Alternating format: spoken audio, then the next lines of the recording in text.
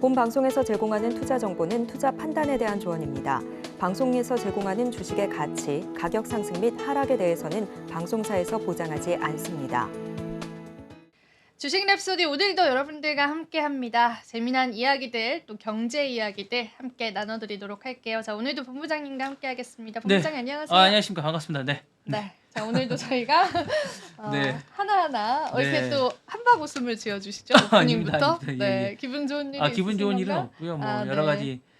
여러 가지 이제 오늘 이재명 대표 법원 판결도 있고 좀 전에 그 연세대학교 수시 모집 논술 논란 관련해서 판결이 하나 나와가지고 이거 이제 저 그거 궁금합니다. 따끈따끈한 소식이 하나 나와서 바로 한번 알려주세요. 그 수시 모집 자연계 논술 문제 유출된 거 논란 관련해서 학부모들이 이제 시험 효력 중지해달라고 가처분 신청이 이제 있었는데 그게 인용이 됐습니다. 그래서 이제 수시 모집 자연 논술에 따른 후속 절차를 이제 좀 중지해달라고 이제 했던 게 있습니다. 그게 이제 2025년 자연계열인데요. 요거를 이제 중지해달라고 했던 건데 요거를 이제 오늘 가처분이 돼서 일단 중지됐습니다. 이게. 그래서 이제 중지가 됐고요. 웃을 일은 아닌데 어찌됐든 간에 재판부는 이 사건은 근본적으로 감독위원들 착오로 한 고사장에서 문제지만 먼저 배포했다가 회수한 것에서 시작이 됐고 감독위원들은 문제지 회수 이후 문제 관련 정보를 외부 유출 가능성을 방지하기 위해서 적절한 조치를 취하지 않았다라고 얘기를 했습니다. 그래서 결국 감독관들에 의한 감독 책임이 있는 연세대 측의 과실에 의한 부정행위가 쉽게 이루어질 수 있는 환경이 조성이 됐고 공정성 훼손의 원인이 일부 수험생들에게 부정행위가 있다고 볼 수 없다고 판단해서 이제 연기가 됐고요. 한 변호사는 절차 중지가 불공정한 사실이 인정됐다고 얘기했습니다. 그래서 재시험을 볼지 안 볼지는 이제 본 소송이 또 있습니다. 본 판결이 또 있을 것 같아서 근데 이제 이게 좀 문제가 뭐냐면 연세대학교 이제 이 논술에 따라서 이제 다른 일정도 막 흐트러질 가능성이 좀 있어서 이게 빨리 뭔가가 좀 이루어져야 될 것 같아요. 그래서 요게 이제 빨리 일정이 나와야 다른 쪽도 이제 이 결과에 따라서 또 다른 데 일정이 또 잡힐 것 같아서 당연하죠. 근데 이게 어떻게 된 거냐면 자연계 논술이 이제 있었습니다. 그때 이제 이게 학력 이제 그 수능 보기 전에 이제 연세대학교나 시립대학교는 먼저 보거든요. 그래서 이제 여기 저도 이제 현장에 갔었는데 그래요. 난리도 아니었습니다. 엄청 사람이 많습니다. 저는 연세대학교 사람이 이렇게 많은 거 처음 봤습니다. 그날 무슨 축제인 줄 알았습니다. 너무 사람이 많은데 그 한 고사장의 감독관의 착각으로 문제지가 1시간 전에 먼저 배포가 됐습니다. 예, 그리고 이제 못 보게 해야 되는데 이게 현장에 참여했던 학생들 얘기를 들어보면 볼 수 있게 했다고 합니다.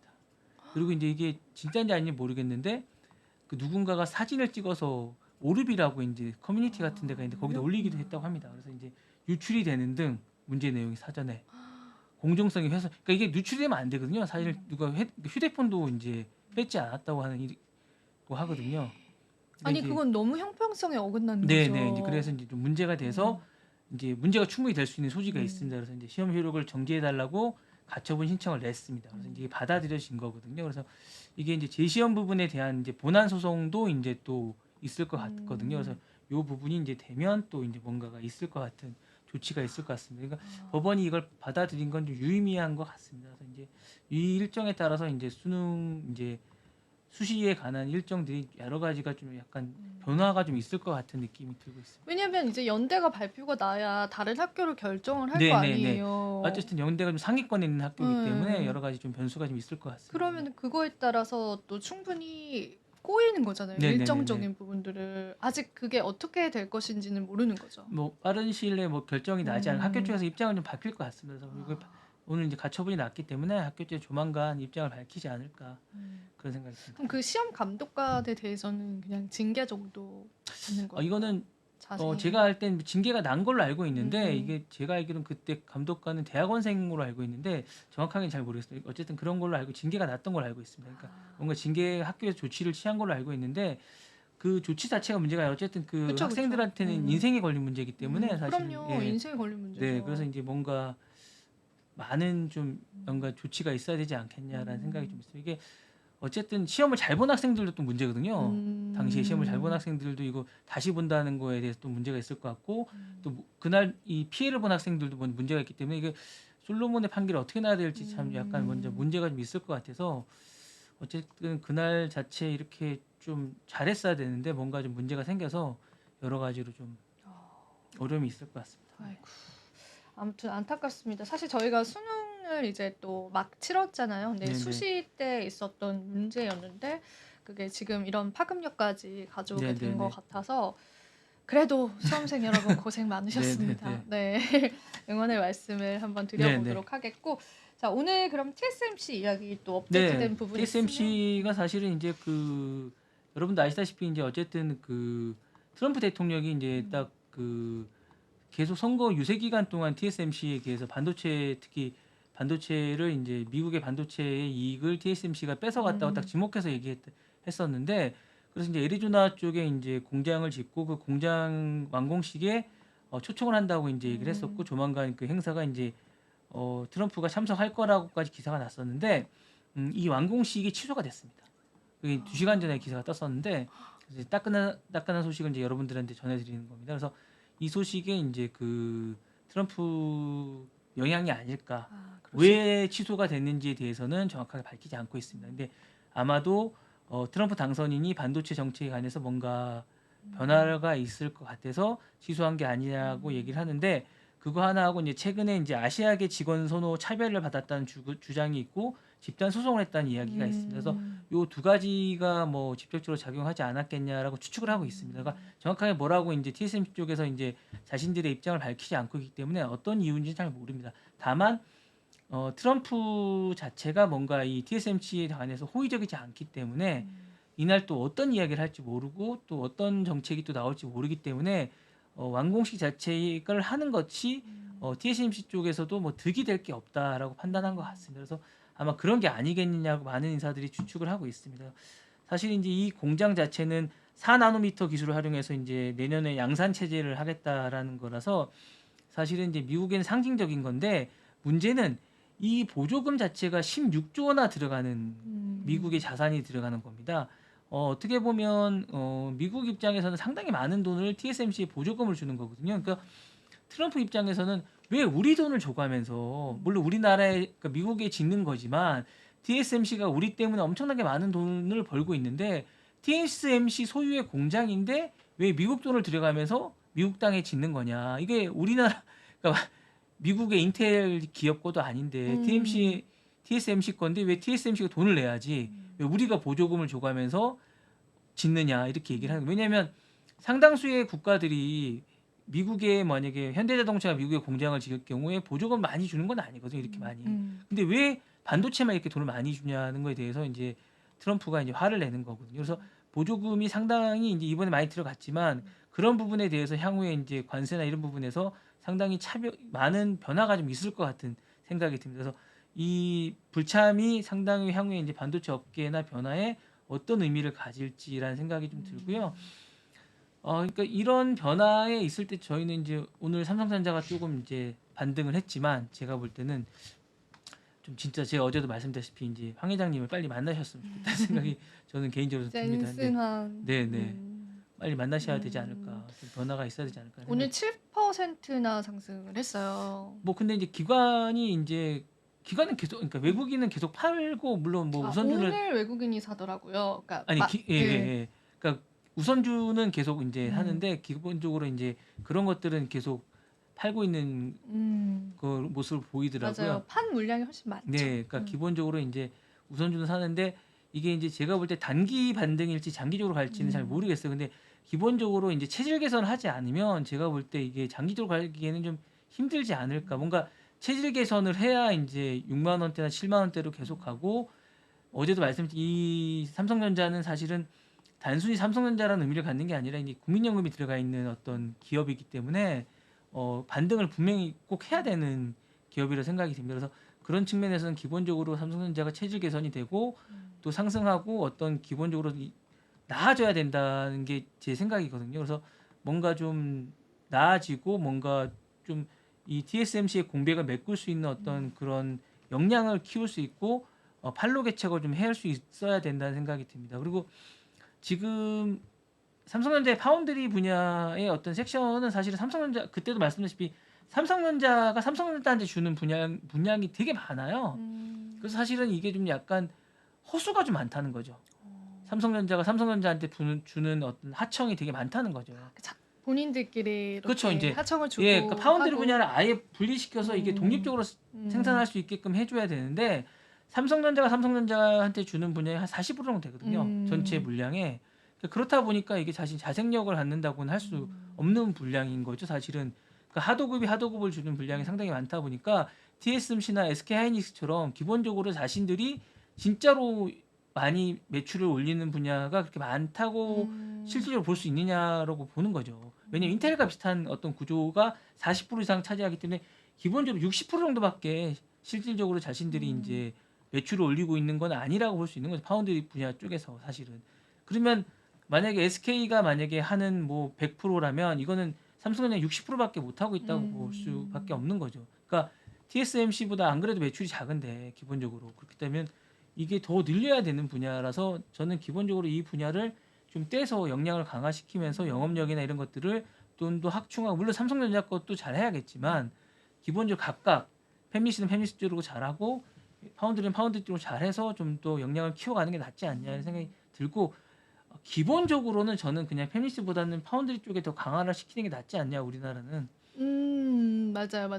저도 그렇게 생각해요. 네, 그렇게 생각하고 그게 또 우리가 더 강한 분야가 아닌가라는 생각이 듭니다. 저는. 예. 또 팹리스는 설계 쪽이고 네. 파운드리 쪽은 이렇게 위탁을 생산을 네, 해주는 네, 네, 그런 또 분야이기 때문에 차라리 한 가지에 좀 집중을 해서 삼성전자가 네. 경쟁력을 조금 더 가져갔으면 좋겠다. 네, 파운드리라고 해서 그렇게 우리가 뭐 좀 나쁘거나 그리고 뭐 후진국은 아니라고 생각을 하거든요. 향후에. 왜냐하면 서로가 역할이 있다고 봅니다. 제가 볼 때는 향후에는. 왜냐하면 그렇게 선도하는 기업이 있고 또 이렇게 또 나름어지를 바쳐가면서 성장하는 기업이 있다고 보거든요. 꼭 그렇게만 가는 기업이 다 하는 기업이라고 생각하지 않아요.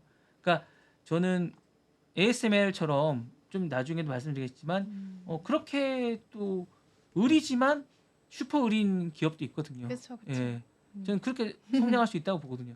예. 왜 사실 이거는 좀 다른 이야기일 수 있는데 조선이랑 해운주도 가불이 좀 바뀌었거든요. 그러니까 원래 해운사가 조선사에 발주를 의뢰를 하는 건데 네네네. 조선사들이 지금 배가 너무 밀려 있다 보니까 오히려 이제 해운사들이 네네. 부탁을 해야 되는 그런 네네, 상황이 맞습니다. 예. 돼요. 그래서 그게 실제로 주가에 반영이 돼서 해운사들의 주가 대신에 이제 조선사들의 이제 주가가 훨훨 날고 있죠. 그런 것처럼 우리가 굳이 하청을 받는다라고 해서 그게 꼭 맞습니다. 예, 예. 계속되는 의리 될 네, 수는 네. 없는 거예요. 그리고 그게 굳이 뭐 우리가 팹리스가 꼭 어떤 선도하는 기업일 수도 있겠지만 그게 꼭 좋은 기업이라고 할 수 있는 건 아니에요. 왜 모두가 그렇게 앞서가고 좋고 뭐 이런 건 아니. 모두가 팹리스라고 해서 엔비디아는 아니거든요. 제가 볼 때. 예. 제가 볼 때 그런 거. AMD도 포지셔닝이 애매하잖아요. 뭐 그런 맞아요. 것처럼 예, 꼭 그런 것 같지는 않습니다. 맞아요. 네. 그래서 네. 꼭 그렇지는 않기 때문에 네, 네. 이 반도체 생태계 중에 한 분야라도 우위를 차지하게 되면은 뭐 갑과 을이라는 게 사실 요즘처럼 반도체 많이 필요한 시대에서는 네네네. 의미가 이전과는 좀 조금 네, 달라질 수 개념이 있어요. 계속 바뀌고 어떻게 하냐, 어떻게 하고 어떻게 성장하고 얼마만큼 그 분야에서 1위를 차지하냐가 중요한 것 같아요. 그러니까 얼마만큼 1위가 아니냐 이게 되게 중요한 것 같습니다. 네. 맞습니다. 그래서 네. 우리가 좀 잘 새겨 들어봐야 할 네네. 내용인 것 같고요. 자 그리고 이제 테슬라 트럼프 네. 이야기 하기 전에 테슬라부터 일단 조금 네, 테슬라 잠깐 짚고 얘기를 좀 하자면 갈게요. 테슬라 주가가 이제 떨어졌습니다. 계속 떨어지고 있는 떨어졌어요. 네. 어쨌든 그 시세 조정을 하고 있는데 예상됐던 겁니다. 왜냐하면 기본적으로 트럼프 정부가 지난번에 제가 한번 말씀드렸다시피 트럼프 정부는 기본적으로 화석 연료를 기본적으로 좋아하는 선호하는 그런 기업이기 때문에 전기 연료나 이런 것들에 대해서 기본적으로 좋아하지 않습니다. 이 지금 테슬라 그 전기차 이런 쪽에 기본적으로 보조금이나 이런 것들을 선호하지 않고 이런 것들 깎으려고 하는 게 기본적으로 트럼프 정부의 정책입니다. 그리고 세액공제를 폐지하겠다고 선거운동 당시에 했기 때문에 그리고 이제 일론 머스크가 그 트럼프를 지지했던 거는 기본적으로 바이든과의 반감에서 출발한 거기 때문에 이게 어떤 정책이나 이런 것들에 대한 서로가 맞는 그런 건 아니었다고 저는 봐요. 기본적으로 서로 개인적인 코드가 맞았기 때문이라고 저는 봐요. 정책과는 전혀 무관한 서로의 그 인간적인 서로 코드가 잘 맞았기 때문에 서로 잘 맞아 보입니다. 네. 예. 인간적인 코드가 맞았기 때문에 저는 했더니 정책을 보고 서로 우리랑 서로 맞고 이렇게 이런 것 때문이라고 생각하지 않아요. 그래서 사실은 보조금 폐지 테슬라 측은 그냥 일단은 보조금 폐지를 지지한다고 했는데 제가 이제 지난번에 한 말씀드렸다시피 미국은 이런 것들 지금 지금 주주들이 지금 어떤 것들이 폐지되거나 어떤 것들이 주가에 바로 반영이 되면 바로 반영이 됩니다. 이익이 되지 않을 것 그때 같으면 말씀하셨잖아요. 그죠? 이게 바로 반영이 됐습니다. 그래서 바로 떨어지고 있습니다. 그러니까 한 최대 7,500달러 정도가 이제 세액 공제가 사라질 위험이 있습니다. 만약 이렇게 될 경우에 그러면 원래 테슬라 차량이 제가 예전에도 한번 말씀드렸다시피 여기가 아니고 따로 경계통에서 한 말씀드렸군요. 생각보다 비쌉니다. 차량이. 예, 차량이 되게 비싸서 저 같으면 테슬라 차량을 안 살 것 같아요. 왜냐하면 감가상각을 생각을 하면 차라리 지금 휘발유 차량을 더 오래 탈 수 있을 것 같아요. 뭐 승차감이 좋고 조용한 것도 있을 수 있지만 요즘 차량도 승차감도 좋고 휘발유 차량도 승차감도 좋고 오래 탈 수 있거든요. 그러니까 이런 걸 생각해 보셔야 돼요. 그러니까 감가상각과 그 연료 비용과 이런 것들을 장기적으로 얼만큼 탈 수 있느냐와 비용을 잘 계산하셔야 될 것 같은데 단순히 지금 뭐 연료비가 얼마고 이런 것들을 생각하시고 뭐 환경 같은 거는 나중에 생각하시더라고. 그러니까 경제적인 측면만 생각하면 내가 10년을 탄다, 5년을 탄다 이렇게 생각하셨을 때 이게 정말로 얼만큼 감가상각이 되고 얼만큼 자기가 비용을 할 때 생각보다 비싸잖아요. 전기차가. 맞아요. 예, 하이브리드 차가 생각보다 비싸잖아요. 자기가 한 달에 얼마를 쓴다고 생각했을 때 하이브리드 차가 일반적인 차와 휘발유 차와 1,000만 원 차이가 난다고 했을 때 정말 1,000만 원을 5년간 자기가 정말로 연료비를 쓰느냐의 차이를 잘 생각해 보셔야 될 것 같아요. 그런 걸 생각하지 않고 그냥 산다? 그럼 저는 잘 모르겠어요. 왜냐면 하이브리드나 전기차 배터리가 되게 비싸잖아요. 또 10년 정도 되면 또 교체해 줘야 되잖아요. 교체해 줘야 되고. 그리고 또 이제 팔 때 감가상각도 많이 되니까 부산 많이 되죠.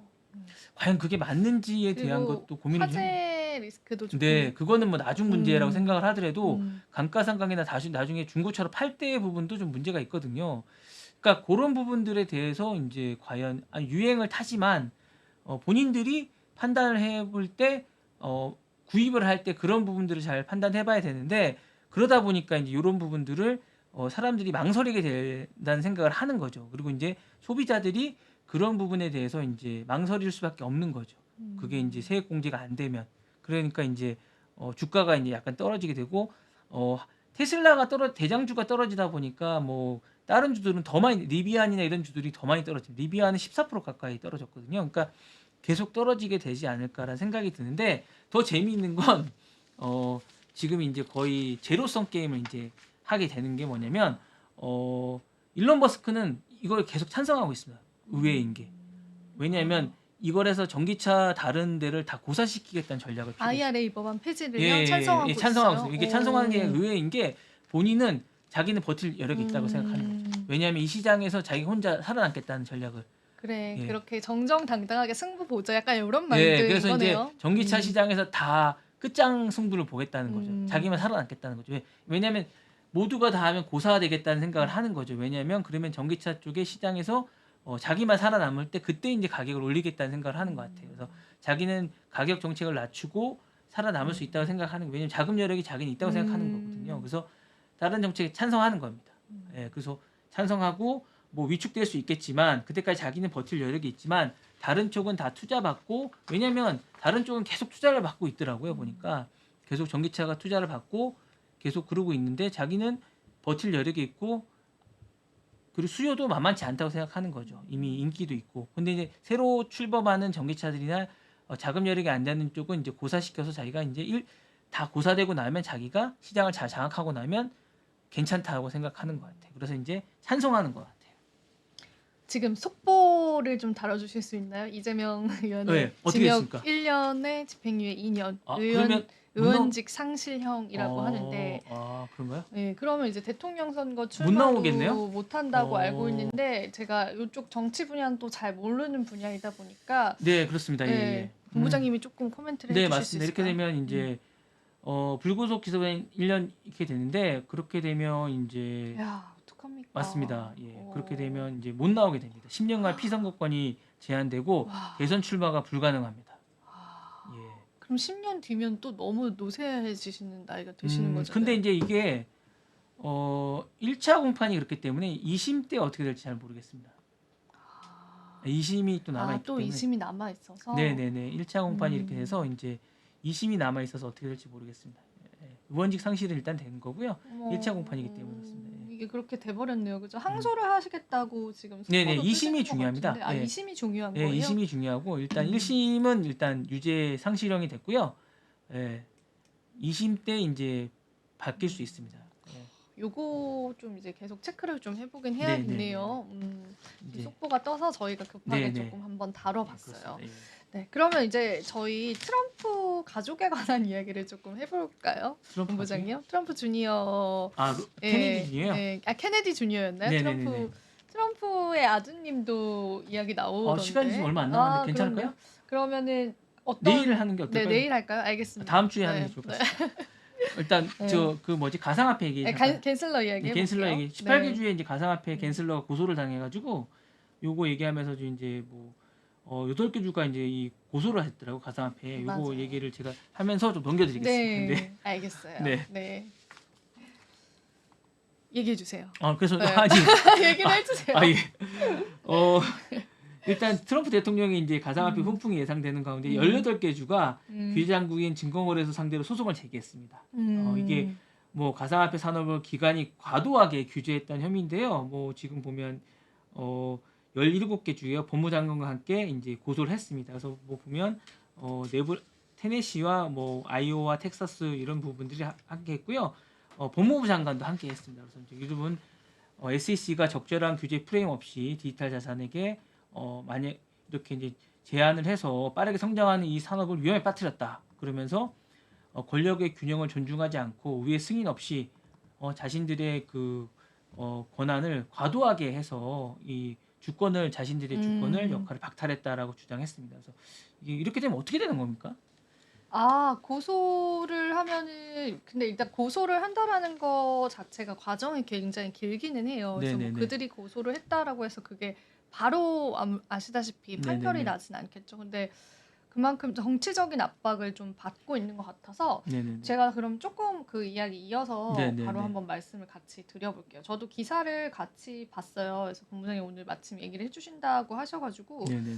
같이 자세히 봤는데 뭐 일단은 그 18개, 17개 주에서 지금 18개라고 되어 있네요. 근데 기사에는 이제 17개라고 되어 있는데 네. 아까 이제 웨스트 버지니아, 뭐 아이오와 텍사스, 미시시피, 뭐 오하이오 이런 이제 굉장히 많은 주에서 SEC 위원 5명을 갠슬러랑 같이 고소를 한 겁니다. 네네. 실제로 이 바이든 행정부 내내 이제 게리 갠슬러 위원장과 SEC의 가상화폐 업계에서는 불만을 제기를 했었어요. 그러니까 네네. 어떤 거냐면 너무 지나친 규제를 한다라는 거고, 이 SEC의 지금까지의 정책 기조의 입장에서는 투자자 보호라는 항상 그런 네네네. 명목이 있었습니다. 왜 우리도 가상자산 관련한 법을 이야기할 때 네. 저희가 이런 이야기를 좀 업계에서 많이 해요. 그러니까 우리나라는 가상자산에 관련 법을 발의할 때 네. 그것이 어떻게 잘 활용이 될 수 있고, 어쨌든 그게 새로운 시대로 우리가 넘어가는 금융의 혁신의 관점에서 보는 게 아니라 무조건적인 투자자 보호의 관점에서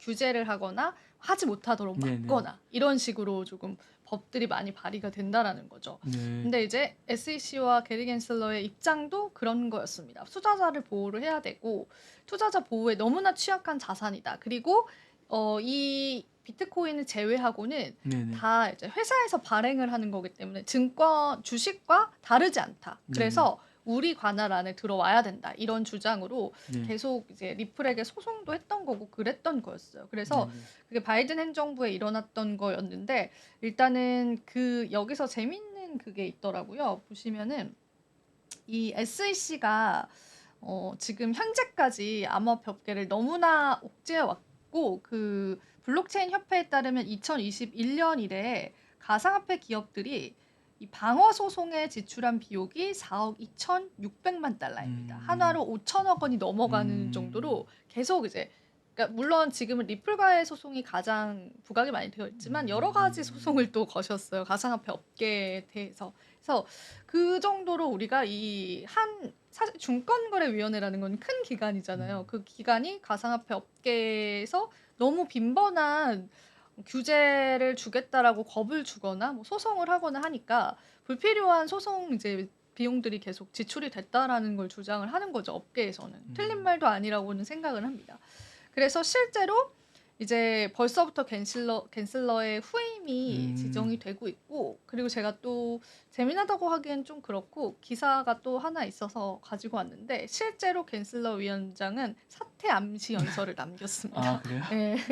여러 가지 시장의 상황들을 네. 조금 예상하고 네, 있지 네. 않으셨을까 싶어요. 그래서 큰 영광이었다라는 그런 발언을 하셨는데, 잦은 사태를 암시하는 멘트를 남겨서 지금 큰 화제가 되고 있다라고 합니다. 그래서 Practicing Law Institute가 주최한 56회 연례 증권 컨퍼런스예요. 증권 컨퍼런스에서 연사로 이제 게리 갠슬러 위원장이 훌륭한 이들과 함께 일했고 미국이 자본시장에서 세계 최고의 권위를 유지하는 데 동참하는 작업은 너무나 큰 영광이었다라는 멘트를 남겼는데, 이게 자신의 임기를 회고하는 듯한 그런 내용들이 좀 많았대요. 그래서 난 지금까지 뭐 이 업계에서 일하게 되어서 영광이었고 뭐 큰 동참하는 작업을 해서 굉장히 좋았었다, 이런 이야기를 실제로 하셨습니다. 그래서 아마 그도 이제 그의 사임은 아마 예상이 되어 있지 않을까. 근데 사실 처음에 취임했었을 때는 이 게리 갠슬러가, 저도 정확히 기억은 안 나는데 블록체인 쪽에 관해서 잘 아시는 분이었어요. 그래서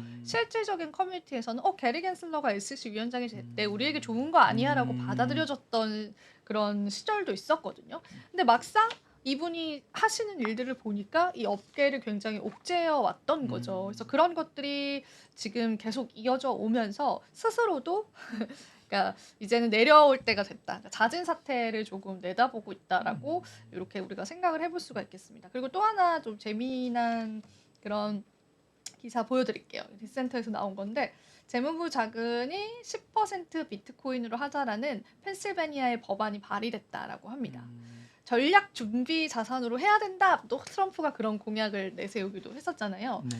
마이클 카벨이라는 공화당 하원 의원이 인플레이션 대비책으로 이 법안을 제안을 했대요. 그러니까 재무부의 자금 중에 일부는 비트코인으로 가지고 있자, 포트폴리오로 가지고 있자, 이렇게 한 거죠. 왜냐하면 인플레이션을 또 대비를 해야 되면은 그만큼 뭐 달러 가치 하락이 예상이 되는 상황이기 때문에 약간의 이제 안전자산격으로 해서 비트코인 쪽으로 가지고 있다라는 법을 발의를 했다라고 합니다. 그래서 만약에 법안이 통과되면, 사실 통과가 될 것인지 아닌지는 뭐 여러분들의 판단에 맡기겠습니다. 통과가 되게 되면은 펜실베니아주의 재무부는 일반 기금과 비상 기금 그리고 주 투자 기금의 최대 10%를 비트코인에 투자할 수 있게 됩니다.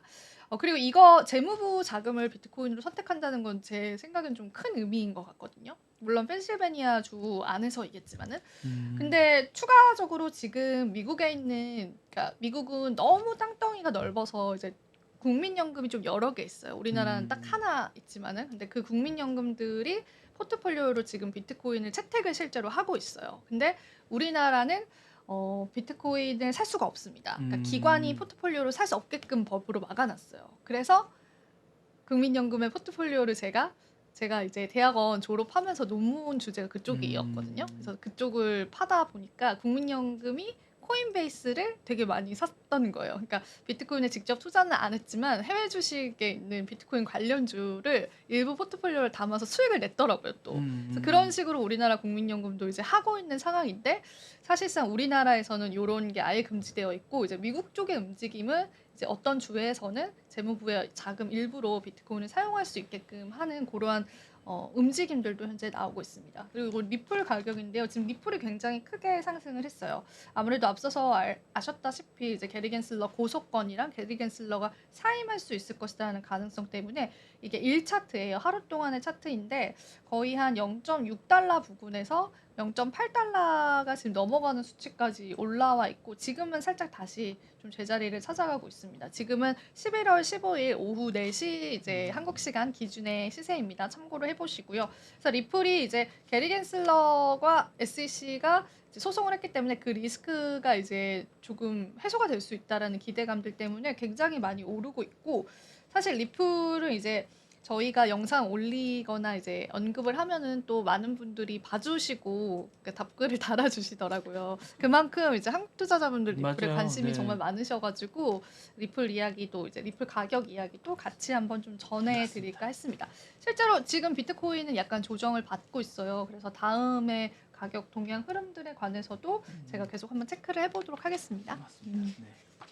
자, 그럼 오늘 여기서 한번 마무리 지어볼까요? 아니면 조금 더 이야기를 해볼까요? 네. 코인 얘기 좀 더 해주셔야 되지 않을까요? 혹시 본부장님 준비하신 거 아니 그러면 해볼까요? 보니까 네. 재무부 하원이 지금 보니까 그 펜실베니아 법연으로 10% 재무부 자금 10%를 비트코인으로 하겠다고. 네네네. 그거 예. 방금 이야기했었죠. 예, 네. 그러니까 이게 가능한 겁니까? 제가 볼 때 어려울 것 같은데 가능할지 모르겠네요. 뭐 일단 신기해서 제가 여쭤보는 신기하죠. 네네. 일단 법안이 발의가 됐는데 발의가 되고 나서 통과가 돼야겠죠. 근데 네. 통과하는 과정이 네. 그렇게 쉽지는 않을 것 같은데 지금 네. 어쨌든 상하원 다 트럼프 공화당이 장악을 했잖아요. 네네네. 근데 거기에 또 굉장히 이제 암호화폐 시장에 적극적이고 친화적인 의원분들이 많이 있기 때문에 일단은 지켜보기는 해야 될 것 같고요. 그리고 센시아 루미스라는 의원이 또 있어요. 이거는 이제 암호화폐 투자자분들이 잘 아실 거예요. 네네. 그래서 그분이 예전에 금을 매각해서 비트코인을 전략적인 준비 자산으로 비축을 하자라는 그러한 이야기를 하셨거든요. 근데 그분께서 또 그 법안을 추진하겠다라고 최근에 뜻을 밝히기도 했어요. 그래서 이 신시아 루미스 상원 의원이 블룸버그 통신이랑 인터뷰를 하면서 내년에 새 의회가 구성이 되면은 이 해당 법인을 추진을 하겠다라고 이야기를 했는데 사실 이게 법안을 지금 여기 펜실베니아에서도 발의를 한 거고 신시아 의원도 루미스 상원 의원도 이거를 이제 발의를 하겠다라고 하는 건데 이게 발의를 한다라고 해서 그게 무조건 받아들여지는 건 아닙니다. 그래서 그 이제 역시나 토론을 하겠죠. 토론 이후에 받아들여지고 법이 집행되는 데까지는 이제 과정이 있는 건데 시장은 되게 반응이 빠르잖아요. 그러니까 네. 누가 이거를 발의한다라는 것만으로도 시장에서는 호재로 조금 받아들이고 이제 가져갈 수 있다라고 하는 거죠. 그리고 이제 루미스 의원이 얘기했던 이 비트코인 100만 개는 유통되는 비트코인의 5%에 해당하는 거라고요. 굉장히 큰 금액이거든요. 현재 시가 기준으로 약 900억 달러가 투입이 돼야 한다. 만약에 이런 법안이 통과가 되면은 미국 정부가 비트코인 매수에 앞장서게 된다라는 그런 수요적인 측면에서의 해석도 있기는 한데 사실 저도 현실적으로 생각을 했을 때 국가의 뭐 전략적 준비 자산으로 비트코인을 채택을 한다라는 게 분명 반대하는 의원들도 있을 것 같아요. 그래서 전략적 비트코인 준비 법안이다라고 이름은 굉장히 멋있게 명시되어 있지만 그것이 실제로 집행이 되기까지는 아무래도 조금 시간이 걸리지 않을까 싶어요. 본부장님은 어떠세요? 코인 시장을 그래도 저랑 같이 이렇게 좀 공부를 하고 계시잖아요. 네네. 쭉 지켜보면은 어떤 생각 드세요? 아무래도 이제 참여하신 지 얼마 안 된 네네네. 투자자 입장에서 봤을 때는 그게 뭐 잡히지가 않으니까 잘 아직도, 모르겠어요. 예, 아직도. 이게 잘 안 잡히는 시장인데 어쨌든 제한된 금처럼 이제 제한된 음. 비트코인은 제한된 거잖아요. 그러니까 음. 이거는 가치가 좀 있는 것 같아요. 그러니까 제한된 자원을 이제 어쨌거나 누군가가 소유하고 나누려고 하는 거니까 이제 그거는 가치가 있는 것 같은데 나머지 코인들은 잘 모르겠어요. 그러니까 비트코인이라는 건 어쨌든 제한된 어떤 자원이다 보니까 가치가 좀 있는 듯한 서로가 가지려고 하다 보니까 어떤 디지털 자원을 제한된 자원이다 보니까 이건 어쨌든 뭐 새로 채굴하는데도 어려움이 있고 뭔가 제한이 있고 제한된 자원이라는 점에서 뭔가 가치가 있을 것 같은 느낌이 들지만 나머지 코인은 잘 모르겠습니다. 이게 뭔가 누군가가 만들 수 있고 누군가 조작이 가능하다는 느낌이 자꾸 들어서 그 코인은 잘 모르겠어요. 그리고 이제 이미 몇 번의 어떤 이게 누군가 해킹도 하고 누군가 조작이 가능한 것도 봤잖아요. 그러니까 그런 모습을 보다 보니까 신뢰가 많이 안 가고 그리고 이게 어떤 통제가 되지 않고 신뢰가 자꾸 깨져가는 모습들을 중간중간 보니까 좀 그런 게 좀 있는 것 같고 좀 그런 것 같아요. 이게 어쨌든 강력한 국가 뭔가 탈국가적인 존재잖아요. 약간 이게 맞아요. 그러다 보니까 이게 약간 계속 뭔가 시행착오를 계속 거치는 것 같아요. 이게 맞아요. 코인은 약간 탈국가적이고 탈중앙적인 그런 어떤 그런 거다 보니까 좀 그런 측면에서 계속 뭔가 시행착오와 뭐 권력과 계속 부딪히는 듯한 느낌이 그래서 들어요. 사실은 우리가 지금은 불장이지만 뭐 어떤 조금 넓은 시각에서는 비트코인을 비롯한 암호화폐 과연 역사 속에서 사라질 것인가, 역사로 남을 것인가 네네. 그런 질문들을 남기기도 합니다. 그러니까 이제 실제로. 이게 뭐 이제 어쨌든 어떻게 보면 경제 권력과 정치 권력의 싸움이라고 할 수도 있을 것 같긴 해요. 그렇게 그 시선으로 볼 수도 네. 있겠어요. 네, 그런 힘의 권력의 음. 차이일 수도 있을 것 같긴 해요. 네. 그래서 흥미롭기는 하죠. 네네. 네. 그래서 지켜보시면 좋겠고요. 저희 오늘 랩소디는 또 저희가 여기서 인사를 드려보도록 하겠습니다. 다음번에 또 네. 더 좋은 정보들로 찾아뵐게요. 여러분 안녕. 네, 안녕히 계십시오.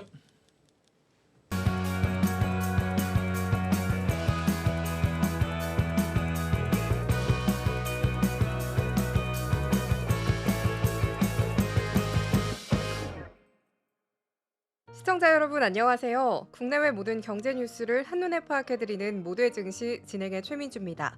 증시 뉴스 전달드리겠습니다. 첫 번째 뉴스입니다. 도널드 트럼프 전 대통령 당선 이후 급등했던 비트코인의 상승세가 주춤하는 가운데 또 다른 가상화폐인 리플이 연일 폭등하며 주목받고 있습니다. 현지 시간 16일 미국 동부 시간 오전 11시 52분 기준 주요 가상화폐 거래소 코인베이스에 따르면 비트코인 한 개가 24시간 전보다 1.22% 오른 96,750달러에 거래됐습니다. 이는 연방준비제도가 내달 금리를 내리지 않을 가능성이 제기되면서 9만 달러 선 아래로 내려갔던 비트코인이 지난 15일 9만 달러를 회복한 후 횡보하고 있는 모습입니다.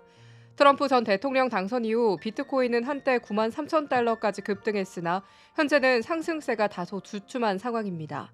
반면 시가총액 2위인 이더리움은 3.36% 상승한 3,146달러를 기록했고 테슬라 CEO 일론 머스크의 코인으로 알려진 도지코인은 1.70% 오른 0.37달러에 거래되고 있습니다. 도지코인은 지난 12일 0.44달러까지 치솟았다가 다소 하락한 모습입니다.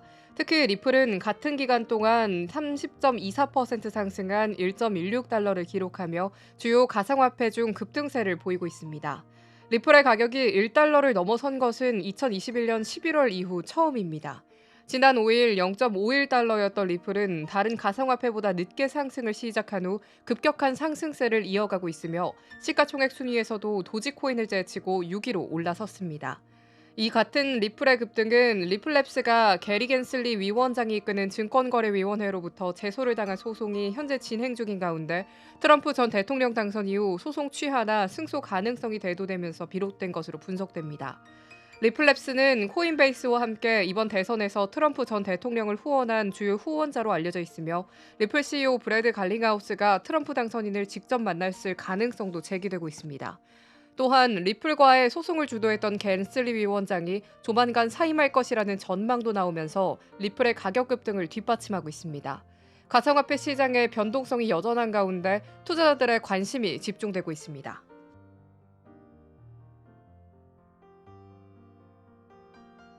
다음 뉴스입니다.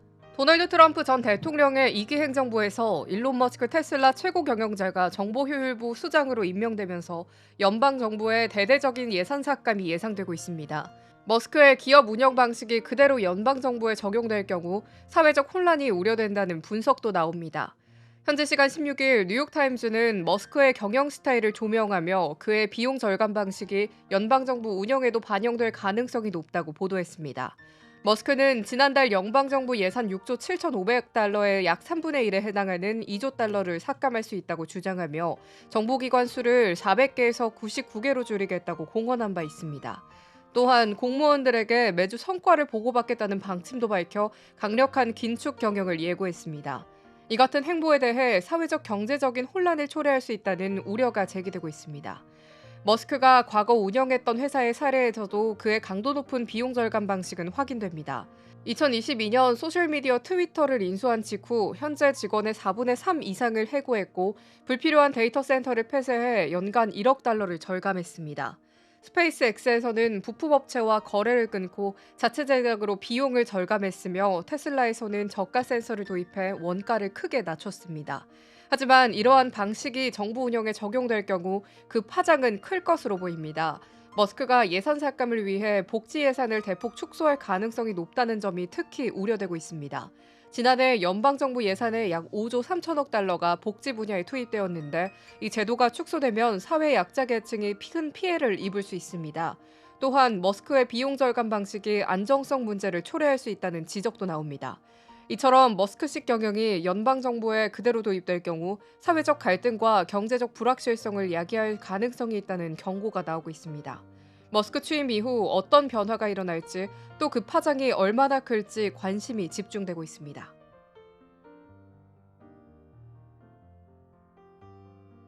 다음 뉴스입니다.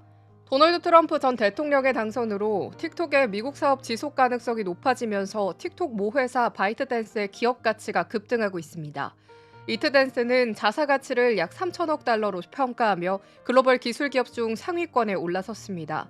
현지 시간 16일 월스트리트 저널은 바이트댄스가 최근 투자자에게 자사주 매입을 제안하며 기업 가치를 3천억 달러로 책정했다고 보도했습니다. 이는 스페이스X와 오픈 AI를 뛰어넘는 수치입니다. 바이트댄스의 성장은 틱톡의 글로벌 인기와 지속적인 매출 증가에 힘입은 결과로 분석됩니다. 올해 상반기 바이트댄스의 매출은 전년 대비 35% 증가한 730억 달러를 기록하며 메타의 매출에 육박했습니다. 하지만 바이트댄스는 지난 몇 년간 미국 정부의 강력한 규제와 압박에 직면해왔습니다. 바이든 행정부는 올해 틱톡 금지법을 통과시키며 바이트댄스가 내년 1월까지 틱톡의 미국 사업을 매각하지 않을 경우 서비스를 금지하겠다고 경고했습니다. 이런 상황에서 트럼프의 당선은 바이트댄스와 틱톡에 유리한 국면을 만들고 있습니다. 트럼프 당선인은 과거 틱톡 금지를 지지했지만 올해 3월에는 틱톡을 금지하면 젊은 층이 분노할 것이라며 입장을 바꿨습니다. 이는 바이트댄스의 주요 대주주이자 공화당 주요 기부자인 억만장자 제프 야스가 트럼프 당선인을 직접 설득한 결과로 알려졌습니다. 야스는 틱톡 금지가 공화당과 트럼프의 지지 기반에 악영향을 미칠 수 있다는 점을 강조한 것으로 전해집니다. 틱톡이 미국에서 사업을 계속 이어갈 가능성이 높아지면서 바이트댄스는 향후에도 매출 성장과 글로벌 시장 점유율 확대를 자신하고 있는 것으로 보입니다. 틱톡을 둘러싼 정치적 환경 변화와 바이트댄스의 성장 전망에 대한 관심이 커지고 있습니다.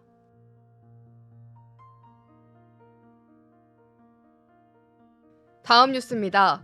삼성전자가 주가 방어에 나섰습니다. 올해 임원들이 약 158억 원 규모의 자사주를 매입한 데 이어 회사 차원에서도 대규모 자사주 매입을 계획을 발표하며 주주 가치를 제고하려는 움직임을 보이고 있습니다. 17일 금융감독원 전자공시 시스템에 따르면 삼성전자의 등기 미등기 임원 60명이 올해 들어 자사주를 총 23만 2,386주, 약 158억 원어치 매입한 것으로 나타났습니다. 이들의 자사주 평균 매수 단가는 주당 6만 8,457원으로 15일 종가인 5만 3,500원보다 약 28% 높은 수준입니다. 특히 삼성전자 주요 경영진들이 직접 자사주 매입에 나섰습니다. 디바이스 경험 부문을 이끄는 한종희 부회장은 지난 9월 보통주 1만 주를 약 7억 3,900만 원에 매수하며 자사주 보유량을 2만 5천 주로 늘렸습니다. 반도체 부문을 총괄하는 디바이스 솔루션 부문의 전영현 부회장도 올해 총 6억 8,950만 원어치의 자사주를 취득하며 보유 주식을 1만 7천 주로 확대했습니다. 모바일 경험 부문장인 노태문 사장은 세 차례에 걸쳐 약 10억 1,500만 원어치를 매입해 삼성전자 사장단 중 가장 많은 금액을 투자했습니다. 현재 노 사장은 보통주 2만 8천 주를 보유 중입니다. 임원들의 자사주 매입은 주가 하락 속 책임 경영 의지를 보여주는 중요한 신호로 해석됩니다. 삼성전자 주가는 7월 연고점인 8만 8천 원에서 현재 약 40% 가까이 하락했습니다. 지난 14일에는 2020년 이후 처음으로 종가 기준 4만 9,900원을 기록하며 4만 전자로 내려앉았고 시가총액도 300조 원 아래로 떨어졌습니다. 이에 삼성전자는 지난 15일 주주 가치를 높이기 위해 10조 원 규모의 자사주 매입 계획을 발표했습니다. 이 중 3조 원은 3개월 내에 매수한 뒤 전량 소각될 예정입니다. 자사주 소각은 유통주식 수를 줄여 주식 가치를 높이는 효과를 냅니다. 삼성전자의 이러한 행보가 주가 방어와 투자자 신뢰 회복에 얼마나 효과를 발휘할지 주목됩니다.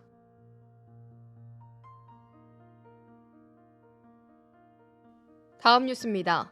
2021년 월가를 강타한 파생금융상품 마진콜 사태와 관련해 미국 검찰이 한국계 미국인 투자가 빌 황에게 징역 21년을 구형했습니다. 황 씨는 이 사태의 주역으로 금융시장에 막대한 손실을 초래했다는 혐의를 받고 있습니다. 미국 뉴욕 맨해튼 법원에서 열린 재판에서 검찰은 현지 시간 15일 아케고스 캐피털 매니지먼트 설립자인 빌 황에게 징역 21년을 구형했습니다.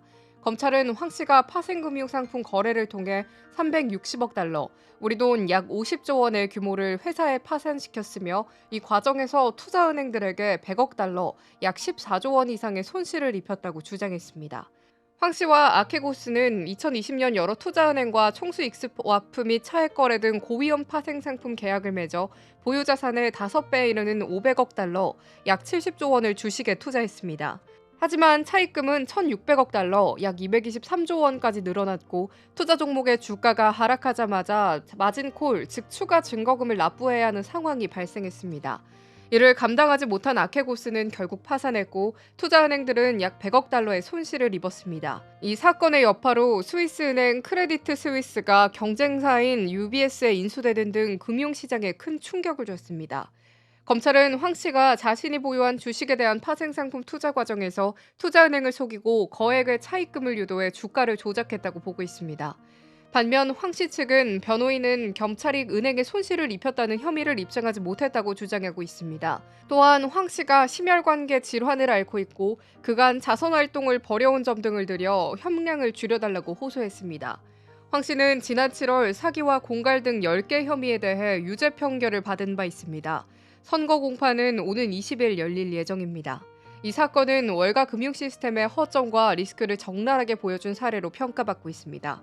황 씨의 최종 선고 결과가 어떻게 나올지 주목됩니다.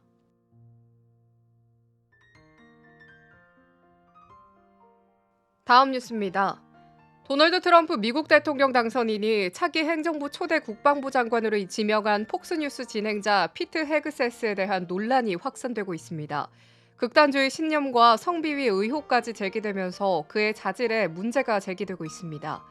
헤그세스는 극단적 종교 정치 신념을 드러낸 인물로 성비위 의혹까지 불거지며 비판의 중심에 섰습니다.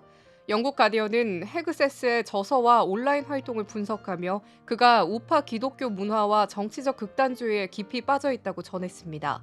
2020년 출간한 저서 미국 십자군에서 헤그세스는 좌파가 미국 애국자들을 포위하고 있으며 미국의 건국 정신과 자본주의를 죽이려 한다고 주장했습니다.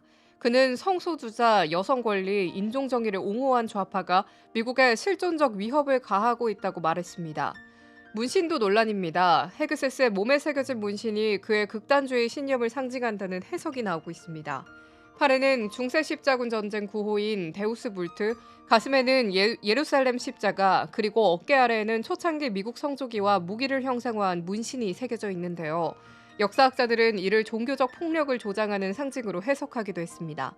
AP통신은 이러한 문신 때문에 헤그세스가 조 바이든 대통령 취임식과 관련된 임무에서 배제된 바 있다고 보도했습니다. 또한 성비위 의혹에도 제기됐습니다. 워싱턴 포스트에 따르면 헤그세스는 2017년 공화당 행사에서 한 여성으로부터 성폭력을 신고당했습니다. 이 여성은 헤그세스와 비공개 합의를 통해 사건을 마무리했지만 당시 경찰은 철저히 조사한 결과 기소로 이어지지 않았다고 밝혔습니다. 헤그세스 측은 해당 의혹을 강력히 부인하며 숨기고 있는 사실은 없다고 주장했습니다. 과거 개인사와 극단주의 논란, 성비위 의혹까지 겹쳐지면서 헤그세스의 국방부 장관 임명을 둘러싼 논란은 쉽게 가라앉지 않을 것으로 보입니다. 과연 헤그세스가 상원 인준을 통과할 수 있을지 주목됩니다.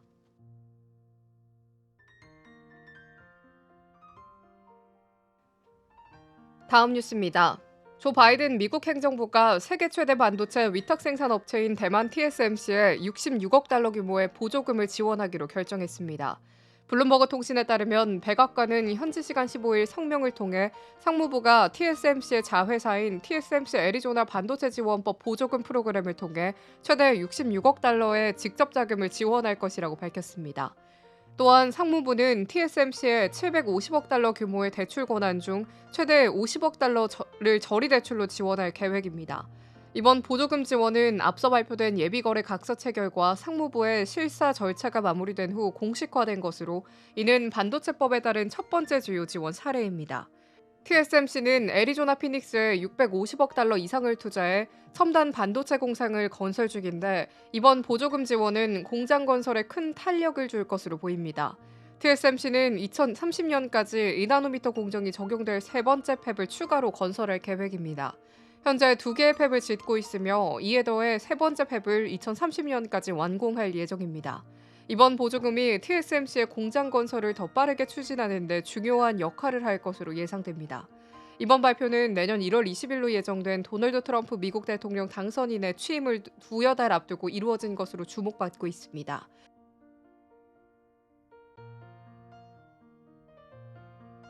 이상으로 모두의 증시 마칩니다. 본 방송에서 전달드린 내용은 투자 판단에 대한 조언일 뿐 해당 자산의 상승과 하락을 보장하지 않습니다. 시청해주신 여러분 고맙습니다.